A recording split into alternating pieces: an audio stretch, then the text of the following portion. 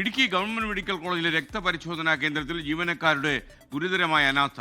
ഡെങ്കിപ്പനി പരിശോധനയ്ക്കായി 1.5 വയസ്സുകാരന്റെ രക്തം ശേഖരിച്ച് 8 ദിവസം കഴിഞ്ഞിട്ടും ഫലം നൽകിയില്ല. ആന്റിജൻ കിറ്റില്ലാത്തതുകൊണ്ട് പരിശോധന നടത്താൻ കഴിഞ്ഞില്ല എന്നാണ് ലാബ് ജീവനക്കാർ മാതാപിതാക്കളോട് പറഞ്ഞത്. പൈനാവ് സ്വദേശി സുമിത് അച്ചു ദമ്പതികളുടെ മകൻ ഇഹാനെ കടുത്ത പനിയെ തുടർന്നാണ് ഇടുക്കി മെഡിക്കൽ കോളേജിൽ പ്രവേശിപ്പിച്ചത്.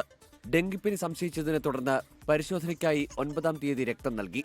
ഫലം ലഭിക്കാതെ വന്നതോടെ 16-ാം തീയതി ലാബിലെത്തിയ മാതാപിതാക്കൾക്ക് ജീവനക്കാർ നൽകിയത് വിചിത്രമായ മറുപടി.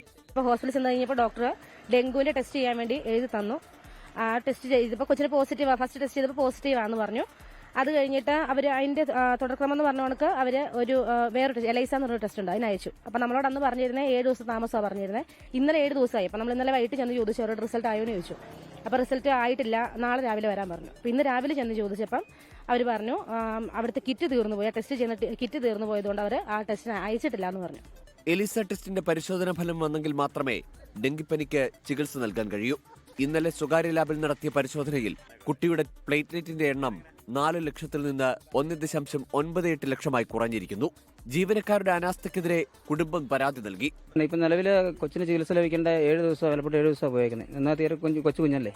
അപ്പോൾ വീണ്ടും ഇനിയിപ്പോൾ ആ ടെസ്റ്റ് ചെയ്ത് അതിൻ്റെ റിസൾട്ട് വരണമെങ്കിൽ 7 ദിവസം താമസം വരും. ആ 7 ദിവസം കൊണ്ട് കൊച്ചിന് ചികിത്സ 14 ദിവസം കൊച്ചിന് ചികിത്സ നഷ്ടപ്പെടുക. അപ്പോൾ ഇത് സാധാരണക്കാർക്ക് ഇതുപോലുള്ള ഗവൺമെൻറ് ഹോസ്പിറ്റലിൽ ആശ്രയിക്കാൻ പറ്റുള്ളൂ. അപ്പോൾ ഇതുപോലുള്ള അനാസ്ഥ വന്നു കഴിഞ്ഞാൽ അത് ഗുരുതര വീഴ്ച തന്നെയാണ്.